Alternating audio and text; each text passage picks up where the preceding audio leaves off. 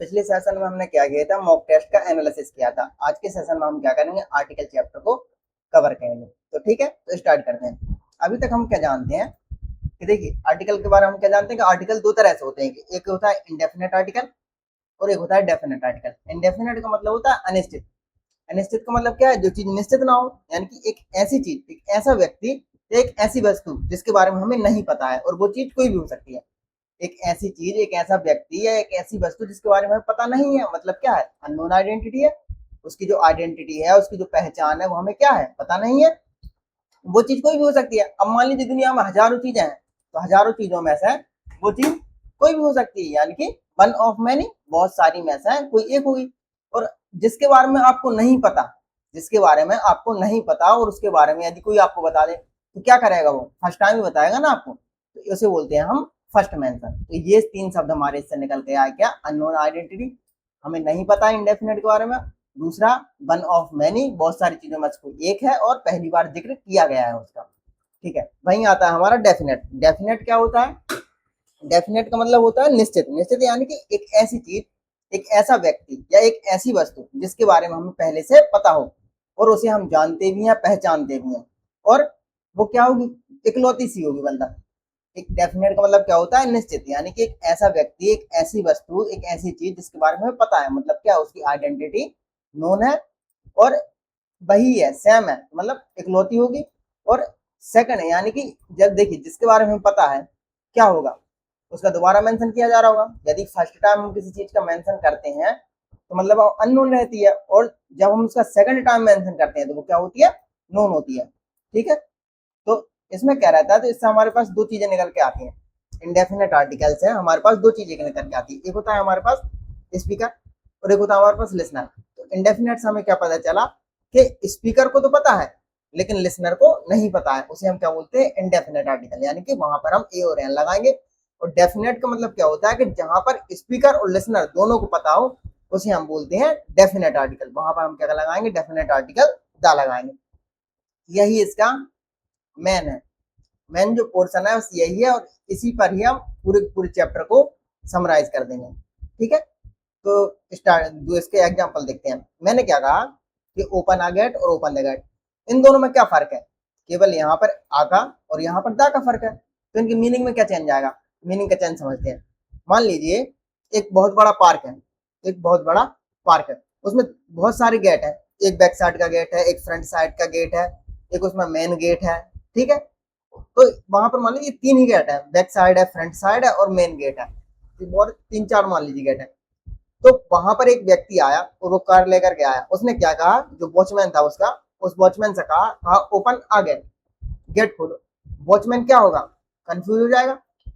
क्यों, क्योंकि वहां पर बहुत सारे गेट हैं। आप उन गेटों में से किस गेट के खोलने की बात कर रहे हैं वो यहाँ पर क्लियर नहीं हुआ है। तो यहाँ पर जो आ है, ए है, ये जो ए है ये क्या कर रहा है, इंडेफिनेट को बता रहा है, यानी कि आइडेंटिटी नोन नहीं है। हमने यहाँ पर क्या लिखा था कि अननोन आइडेंटिटी है, हम उसके बारे में नहीं जानते। वन ऑफ मैनी है, यानी बहुत सारे गेट है, उनमें से एक गेट को खोलने की बात बोल रहा है वहां पर।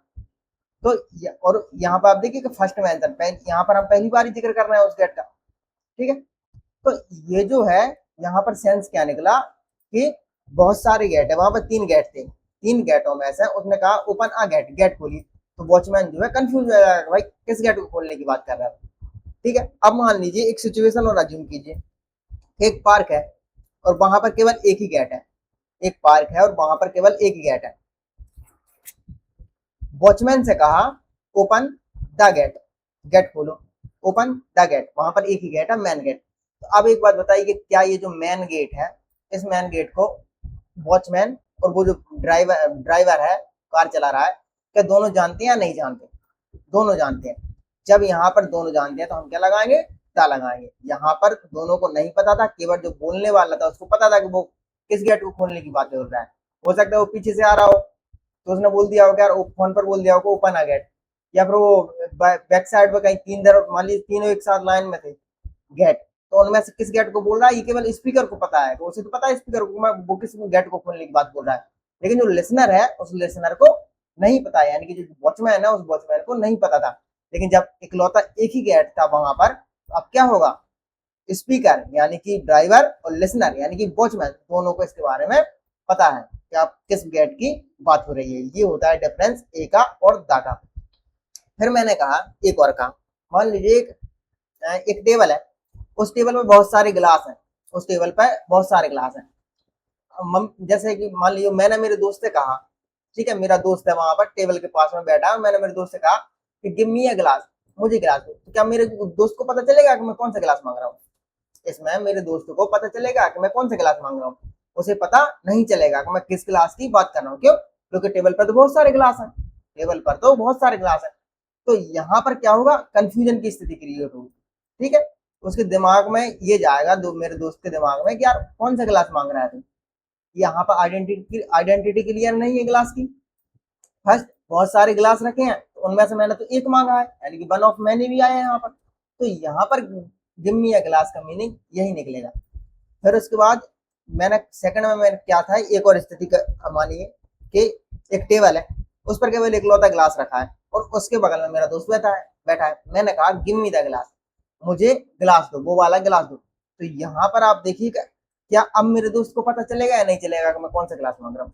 अब यहाँ पर मेरे दोस्त को पता चलेगा या नहीं चलेगा कि मैं कौन से गिलास की बात मांग रहा हूँ? मैं उसी गिलास को मांग रहा हूँ जो गिलास वहां पर टेबल पर रखा है। तो यहाँ पर हम क्या लगाएंगे, दा लगाएंगे। तो यहाँ पर क्या समझ में आया, क्या टेबल पर बहुत सारे गिलास रखे हैं? यहाँ पर क्या समझ में आया कि यहाँ पर एक एक गिलास रखा है, या अगर ज्यादा गिलास रखे भी हैं, एक से ज्यादा, तो यहाँ पर उसी गिलास को मांगा जा रहा है जहां जिसमें स्पीकर और लिसनर दोनों को उस गिलास के बारे में पता है। ये डिफरेंस होता है ए का और एन और दा का। अब एक और स्टोरी लेते हैं, इसको तीन स्टोरी समझते हैं। ठीक है, मैं हूं, मेरा एक दोस्त है राम, पढ़ने के लिए बैठे हैं और हमारे पास क्या है, पेन का बॉक्स है, पेन का बॉक्स है जिसमें क्या है कि रेड कलर का, ब्लू कलर का, ब्लैक कलर का, ग्रीन कलर का, येलो कलर के पेन है। ये देखिए, ये डायग्राम के द्वारा तो डिफरेंट डिफरेंट कलर के पेन है। मैंने मेरे दोस्त से क्या कहा, मैंने कहा गिव मी अ पेन। तो आप एक बात बताइए कि उस बॉक्स में कितने हैं? ये देखिए कितने बॉक्स, 3 2 5 पेन है। तो उसमें उससे तो मैंने ये कहा कि यार गिव मी अ पेन, तो इससे क्या होगा, कंफ्यूजन क्रिएट होगा। मेरे दोस्त को कंफ्यूजन क्रिएट होगा कि भाई कौन सा पेन दूं तुझे, लाल कलर का दूं, ब्लू कलर का दूं, ब्लैक कलर का दूं, ग्रीन कलर का दूं, येलो कलर का दूं, कौन सा वाला पेन दूं? तो इससे क्या होगा, कंफ्यूजन क्रिएट होगा। क्यों? क्योंकि पेन में जो उसमें बॉक्स में जो बहुत सारे पेन रखे हैं। ठीक है, तो फिर उससे मैंने मेरे दोस्त से क्या कहा, मैंने कहा give me the black pen, मुझे ब्लैक पेन दो। तो यहाँ पर आप देखिए, अब मुझे एक बात बताइए, अब क्या हुआ? अब आइडेंटिटी क्लियर हो गई। आइडेंटिटी को लिसनर यानी कि मैं, स्पीकर यानी कि मैं, और लिसनर यानी कि मेरा दोस्त राम, दोनों उसको जानते हैं कि किस पेन की बात कर रहे हैं। तो यहाँ पर मैंने कहा give me the black pen. तो ये जो ब्लैक शब्द आया, इसने क्या कर दिया, इस पेन की आइडेंटिटी को नोन बना दिया। इस वजह से इसके आगे हमने क्या लगाया है, द लगाया है। तो अब यहाँ पर क्लियर है कि हम किस पेन को मांग रहे हैं, हम इस ब्लैक कलर के पेन की बात कर रहे हैं। ठीक है, तो ये था।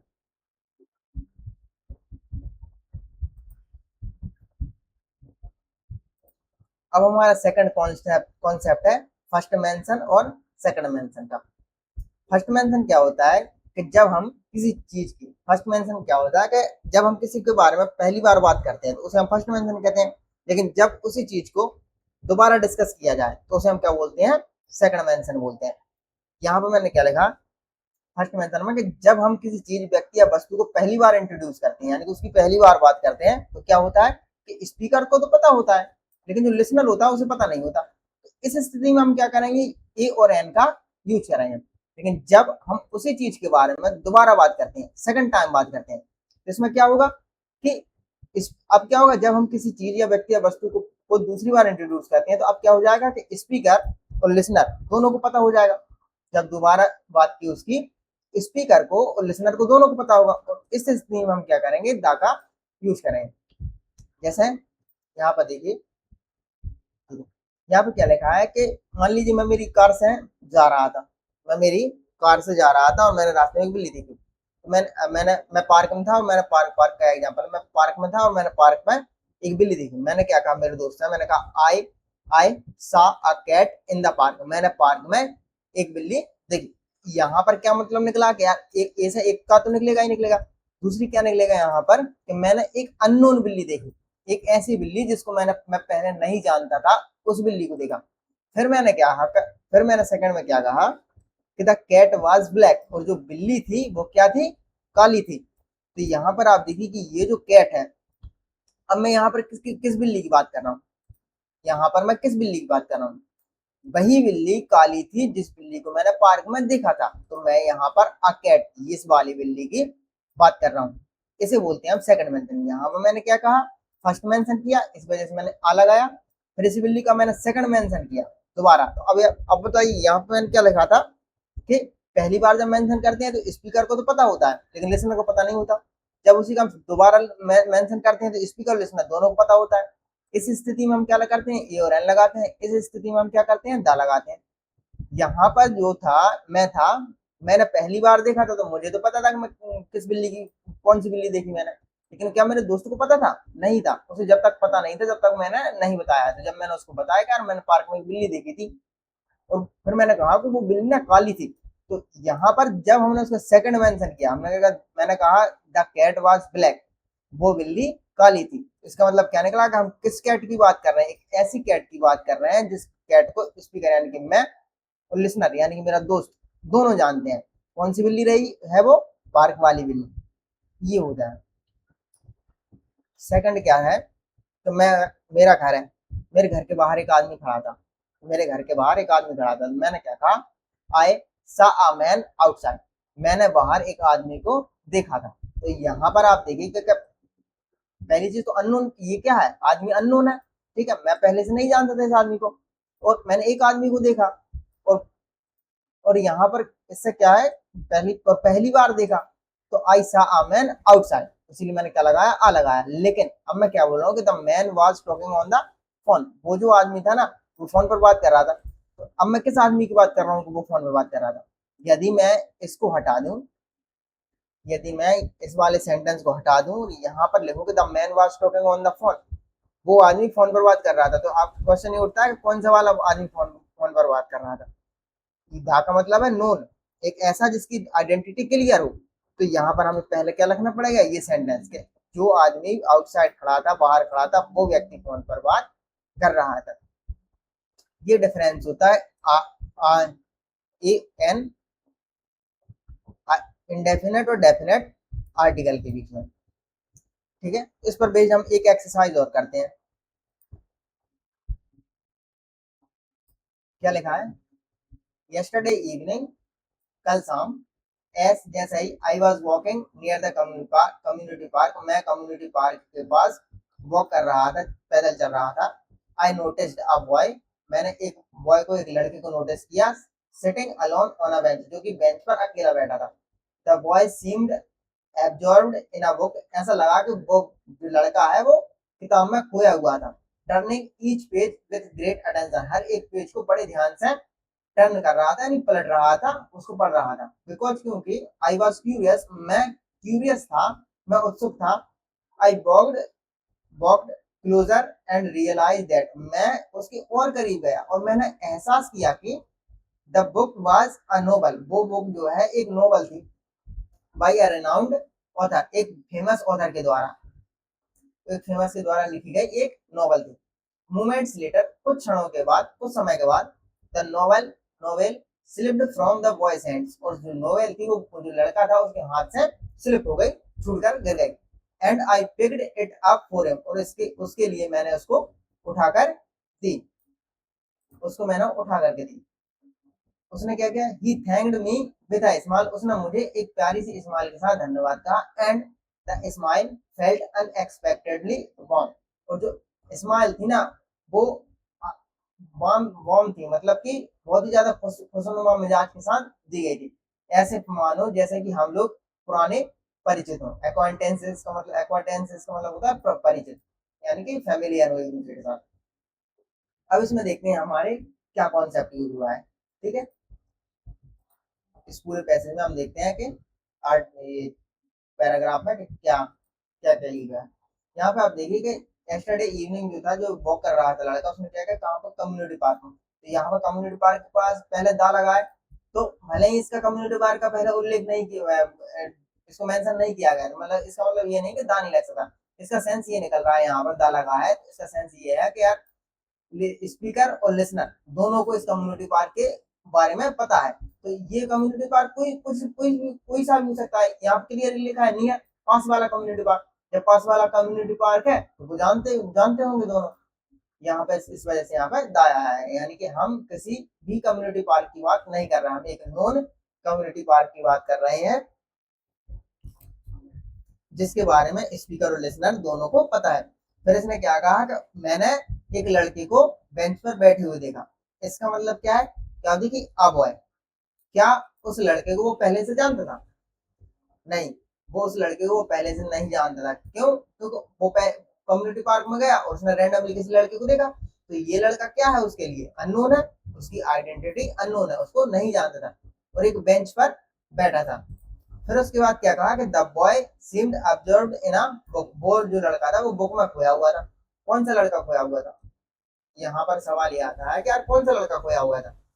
तो आंसर ये आता है कि वो लड़का जो बेंच पर बैठा हुआ था वही लड़का बुक में खोया हुआ था। तो ये जो द बुक है, द बॉय है, ये किसकी तरफ इंडिकेट कर रहा है? ये जो आ बॉय है इस आ बॉय की तरफ इंडिकेट कर रहा है, यानी कि ये द बॉय बोल रहा है कि भाई मैं इस आ बॉय की बात कर रहा हूँ। और यहाँ पे आप देखिए अब आ बुक एब्जॉर्ब था, यानी कि खोया हुआ था, वो किसमें था? एक किताब में खोया हुआ था। तो क्या हम इस किताब को पहले से जानते हैं? क्या हम इस किताब को पहले से जानते हैं? नहीं, इस किताब को हमने क्या किया? फर्स्ट टाइम बताया। क्या वो किताब में खोया हुआ था, इस वजह से हमने क्या किया यहाँ पर आ बुक लगाया। और उसको क्या करना था? हर एक पेज को बड़े ध्यान से पलट रहा था।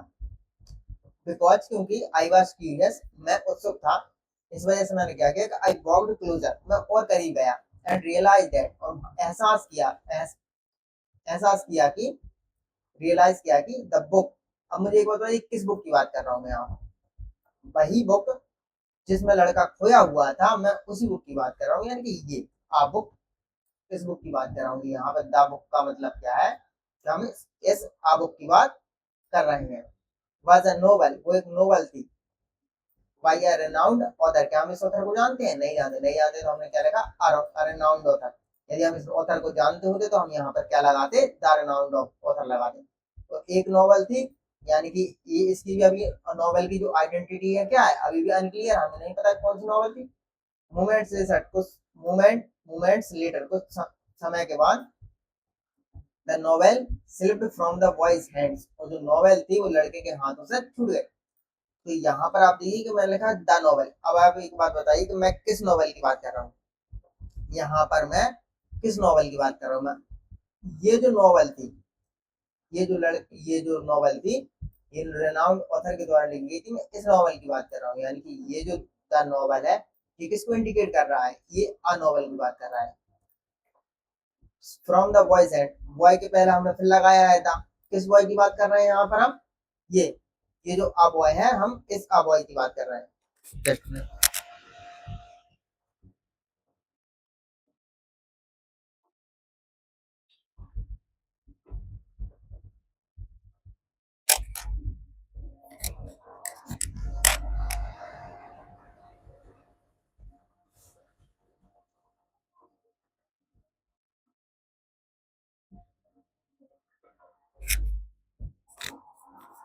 ठीक है, तो ये जो द बॉय है,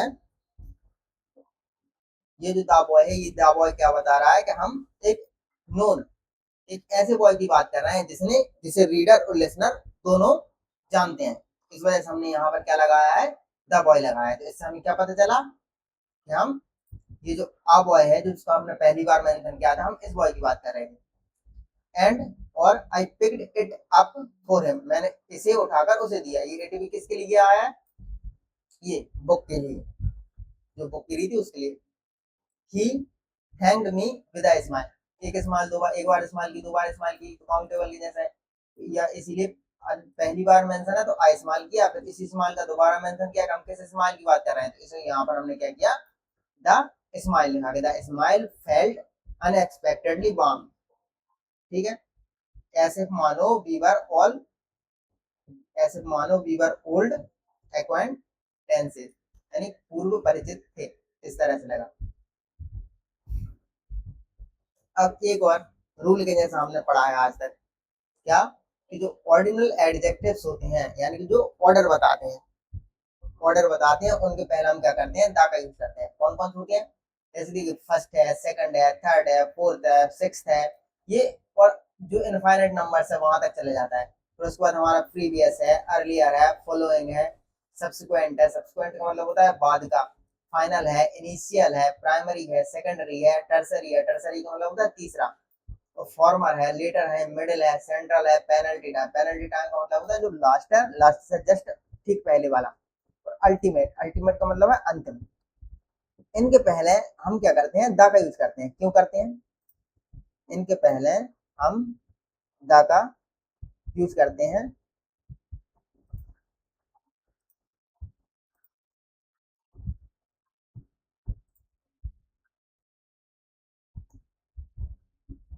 इनके पहले हम दा का यूज करते हैं। क्यों करते हैं, क्योंकि ये क्या करते हैं कि जो नाउन है ना, उस नाउन की जो पोजीशन है, उस पोजीशन को क्या कर देते हैं, स्पेसिफिक बना देते हैं। यानी कि हमें उस यदि ये शब्द आ जाए तो हमें पता चल जाता है कि हम किसकी बात कर रहे हैं।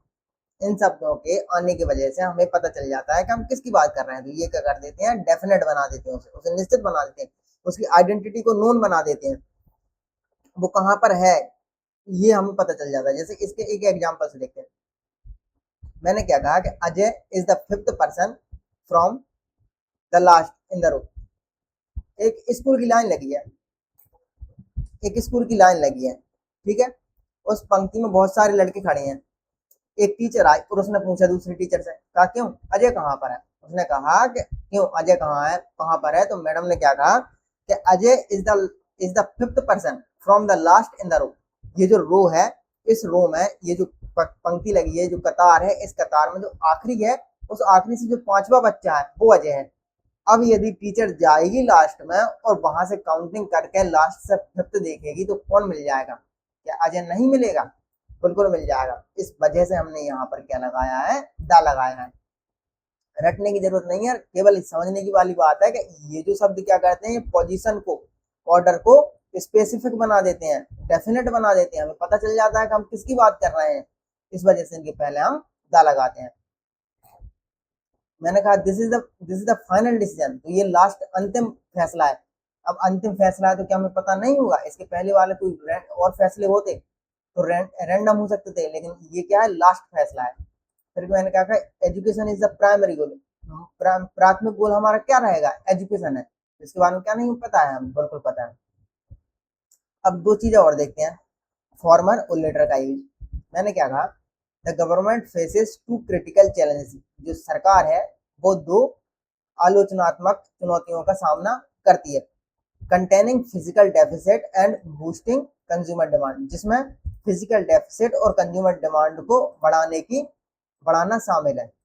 एड्रेसिंग द फॉर्मर, पहली बार, इसमें फॉर्मर का मतलब होता है पहले वाला और लेटर का मतलब होता है बाद वाला। Addressing the former requires tough austerity measures, और जो पहले वाला है उसको सख्त कदमों की जरूरत है। भाई जबकि स्टिमुलेटिंग द लेटर, जबकि दूसरे जो बाद वाला है उसे बढ़ाने के लिए में नेसेसिटेट पॉपुलिस्ट डिमांड, उसे पॉपुलिस्ट स्पेंडिंग की, बड़े पैमाने पर स्पेंडिंग की जरूरत है। अ डेलिकेट बैलेंसिंग एक्ट, जो कि एक बहुत ही ज्यादा नाजुक बैलेंसिंग एक्ट है। अब मैं आपसे पूछूं कि ये जो द फॉर्मर के पहले मैंने फॉर्मर है, ये फॉर्मर शब्द किसकी बात कर रहा है, और यहाँ पर मैं कहूंगा ये जो लेटर है, ये लेटर किसकी बात कर रहा है। आप एक बार सोचिए कि ये फॉर्मर किसकी बात कर रहे हैं। यहाँ पर आप देखिए हमने किसकी बात, हमने यहाँ पर दो क्रिटिकल चैलेंजेस की बात की। एक हमने कहा फिजिकल डेफिसिट और दूसरा हमने कहा बूस्टिंग कंज्यूमर डिमांड। एक हमने क्या कहा कि फिजिकल डेफिसिट है, दूसरा हमने कहा कंज्यूमर डिमांड है। तो यहाँ पर फॉर्मर का मतलब है पहले वाला, तो पहला कौन आया, कंज्यूमर डिमांड सबसे पहले आया या फिर फिजिकल डेफिसिट सबसे पहले आया। फिजिकल डेफिसिट हमारा पहले आया, फिर उसके बाद कंज्यूमर डिमांड आया। तो यहाँ पर इस फॉर्मर शब्द ने क्या किया, पोजीशन को, उसकी जो स्थिति थी, इसने क्या कर दिया, उसको डेफिनेट बना दिया, निश्चित बना दिया, और इसने बता दिया, उसने क्या कर दिया कि आइडेंटिटी को क्लियर कर दिया। हमें पता चल गया कि हम किसकी बात कर रहे हैं। हमें यहाँ से इस फॉर्मर शब्द की वजह से हमें पता चल गया कि हम किसकी बात कर रहे हैं, वो है क्या, फिजिकल डेफिसिट। हम फिजिकल डेफिसिट की बात कर रहे हैं। तो इस वजह से जब हमें आइडेंटिटी क्लियर है तो, और अगर आइडेंटिटी क्लियर हो, जब हमें पता हो कि हम किसकी बात कर रहे हैं, तो हम उस सिचुएशन में हम क्या करते हैं, दा लगाते हैं। इस वजह से हमने एक फॉर्मर जो है, इस फॉर्मर के पहले दा लगाया है। सेम है हमारा लेटर के साथ, जैसे ये फॉर्मल है, इसी फॉर्मल है, इसी तरह से ये हमारा लेटर के साथ भी है। ये लेटर से का मतलब क्या होता है, बाद वाला। कौन सा बाद वाला? लेटर का मतलब होता है कि बाद वाला। बाद में कौन आया है आप बताइए, ये इसमें बाद में कौन आया है? पहले तो ये आया फिजिकल डेफिसिट, तो फिर बाद में कौन आया, कंज्यूमर डिमांड। तो जब हमें पता है तो बाद में हम किसकी बात कर रहे हैं, इस लेटर शब्द की वजह से, लेटर वर्ड की वजह से हमें पता चल गया कि हम किसकी बात कर रहे हैं। तो वहां पर हम क्या लगाएंगे, आर्टिकल दा लगाएंगे। क्यों? क्योंकि इसने क्या किया कि पोजीशन को, उसकी जो आइडेंटिटी थी उसे क्लियर कर दिया। अब हमें हमें पता है कि हम किसकी बात कर रहे हैं, इस वजह से हम इससे पहले आर्टिकल दा लगाएंगे। तो ये है, आज के चैप्टर हमारा यहीं पर खत्म होता है। नेक्स्ट का जो सेशन रहेगा, इसमें हम क्या करेंगे कि स्पेसिफिक, नॉन स्पेसिफिक, स्पेसिफिक है, नॉन स्पेसिफिक है, जनरल है, इसको कवर करेंगे। ये पूरा का पूरा क्या है, कि रीडिंग सेक्शन का इम्पोर्टेंट हिस्सा है। ठीक है, ये हमारे रीडिंग सेक्शन को बेहतर बनाता है। और जो रटे रटाए रूल्स होते हैं उनको मैंने लास्ट में लिखा है, जैसे कि उनको हम लास्ट में कवर करेंगे। जैसे कि आप क्या करते हैं, ए आई एन वॉवेल हो तो हम ए, वॉवेल साउंड हो तो हम ए एन का प्रयोग करते हैं, ए का नहीं, एन का प्रयोग करते हैं। कॉन्सोनेंट हो तो वहां पर हम ए का प्रयोग करते हैं। तो इस तरह से जो है, इस तरह के जो रूल्स है उनको मैंने लास्ट में कवर किया है। ये पूरा क्या है, लॉजिकल पार्ट है। इसमें हम क्या करेंगे, जो लॉजिक वाले जितना भी पोर्सन है, इस लॉजिक वाले पोर्सन को पहले कवर करेंगे। और जितना वो पुराना वाला भी है, मतलब जो अभी तक हम बुक्स में पढ़ते आए हैं, उस पार्ट में भी, उसको भी हम समझेंगे कि उसमें भी क्या कैसा लॉजिक काम करता है। तो ठीक है, तो मिलते हैं नेक्स्ट सेशन में फिर, तब तक के लिए पढ़ते रहिए।